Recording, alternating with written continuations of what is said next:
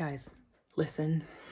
First of all, it's a really unique setting that I have going on here. I'm in Kiva's room. Well, because Molly's watching TV downstairs and it was loud, so I came upstairs. And basically, I wanted to be in a room where actually the lighting wasn't so great to disguise how my face looks, because I've been crying for 2.5 hours and my eyes are really swollen and I just have puffy crying face. And why is that, you ask? Well, if you're not new here or you've seen my last video or two, you might know where I'm going, because I said I would have a result for you after I take my Irish driving road test. My last step to getting my Irish driving license. Well, guess what? I thought I was taking my Irish driving test today, and I did go to the test center, and yes, I did have an appointment. No, I wasn't there at the wrong time or the wrong day or anything like that. They wouldn't test me because Gary's work printer doesn't have colored ink. No, yeah, you heard that right. No, I'm not kidding. That's actually why. The amount of preparation that I've done, mentally, emotionally, physically, spiritually, practicing, YouTube video watching, getting my car ready, making sure everything is good to go. And then for this to happen, so I'll give you a little bit of details because you're probably like, what the hell? I've said this in a video before. And if you're Irish, you know that on your windshield, you have these 3 clear pockets that you put your tax disc. So you're up to date on paying for your road tax, and your proof of insurance, and your proof of NCT, National Car Test, to make sure your car is up to standards there and it's passed that and it's valid to be on the road. So all of those are good to go. I got all new tires. I got new windshield wipers. I, took my car to the mechanic. My car went to the NCT. It passed. Everything else is good to go. I've been practicing all around. I've watched hours of Mr. Dane. I'll put his channel right here. Actually, in case anyone was curious, I watched hours of his video. I was really preparing. I go in, she asks me a couple of theory question things, and then some questions about signs on the road. We walk out to my car.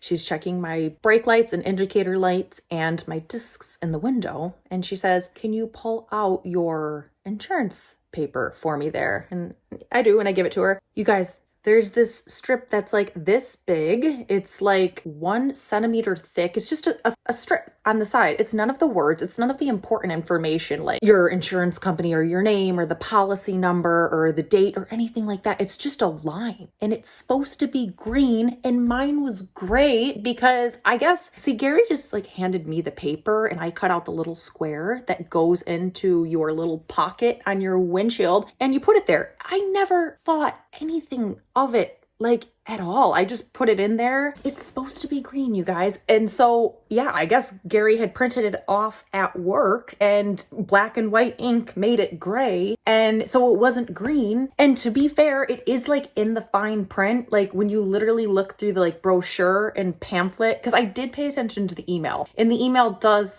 have a little list of things we're not going to test you if all of this isn't the case. And I thought that all was the case, and I didn't think to click in and look at the details. So I was my insurance is valid. I wouldn't have thought about the strip.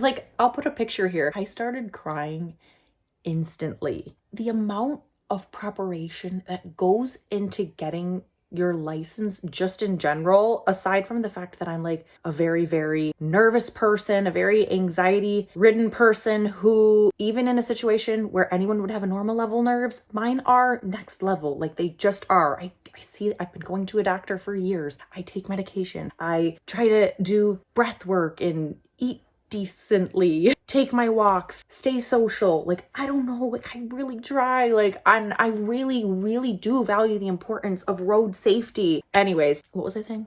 It's just, it takes so much preparation and so much time to get to the test. But from when I booked, you join the waiting list. You're not even booking your test date. You pay and you join the waiting list to get an invitation to book your test date. And that took 6 months alone. That's not the 2 months it took to get the theory test and the money I paid for that. And then the time it takes to get your learner permit, and the time it took for me to send away my American driver's license to Cork so that they could see that I have a valid foreign driver's license. Then the month or 2 it took to get my lessons to start, because they're always booked out, and the €400 it took to like pay for those lessons, and then 85 or 90 euro it takes to pay for your test. There's just like so much that goes into it, even before those 6 months that I was waiting, and to go through all that. And because like there was a line on a piece of paper that was gray instead of green, even though my insurance is valid, and there must have been, like, Gary was with me. Like, I just can't help but feel like, could you not have a little bit of a heart? Like, you know, I waited 6 months, and you know I'll wait bare minimum another 2 months to retest. Long story short, I'm a firm believer that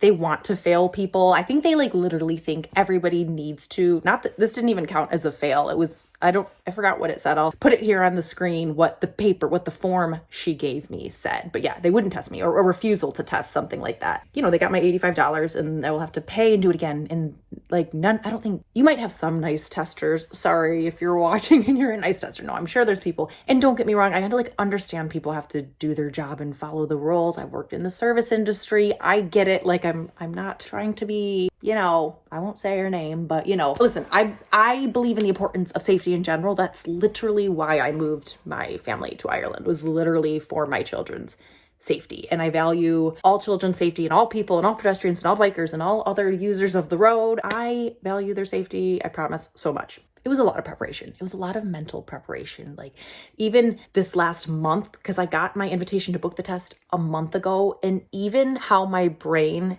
has felt and stressed, like I get physically ill. Like I'm not kidding. Like for weeks, I tell myself all the things, you know, I know it's not the end of the world. Like I know if I fail, it's okay. Other people do too. You just do it again. I know all the things, but yeah, I'm tired of it looming over my head. I did really want to pass today. I did know I could fail. The pass rate is literally like, I don't know, 42% or something. So like 60% of people fail, I think. So, and I know you might be thinking like, well, maybe those are new drivers or blah, blah, blah. Like, no, I've talked to so many people. Like I know this one lady, she had her Irish driver's license and then she moved to America. Her Irish driver's license expired. She was in America just long enough, but she had her American license, and then she came back and she had to get her Irish driver's license again, and she even failed her test. So it's like, it's not like they want you to fail. Okay, there, I said it. I stand by that. Not the end of the world. I'm so sorry for being a whiny girl, but what do I say all the time?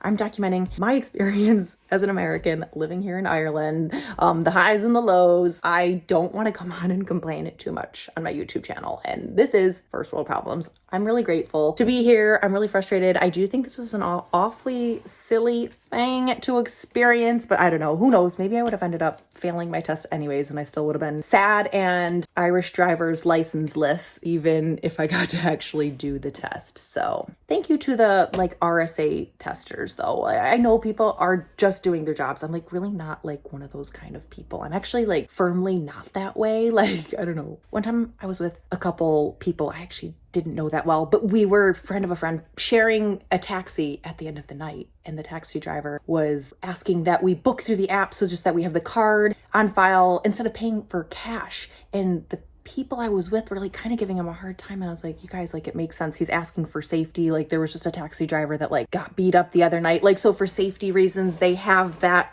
set of rules in place. And so like, I get it. I have to stop talking because yeah, that's more than enough information about my one little morning driving test experience. I won't even ask you guys to give this video a thumbs up, because what the heck kind of video is this? It's just me having a little rant on the internet and, you know, sharing yet another experience, another troubling part of me moving to Ireland. Hey, it's all good. It could be worse. First world problems. Thank you guys for watching. Thank you for everyone's continued support. If you're new here, I hope I didn't scare you away. Promise I won't be so whiny in my next video. And that's it. Hopefully I do see you in my next video. Bye.